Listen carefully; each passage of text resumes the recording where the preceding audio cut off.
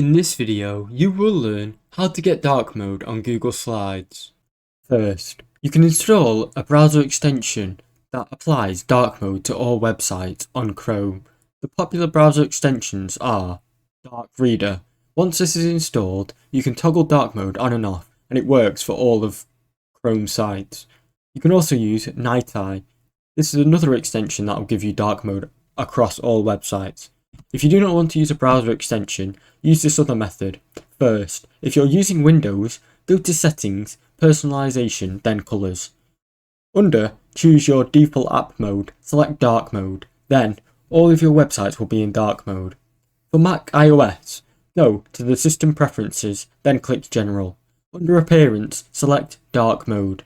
This method will darken the interface of the apps, and in some cases will affect all websites such as Google Ads and other apps. While Google Ads doesn't officially have a dark mode yet, these workarounds should help you achieve that similar result.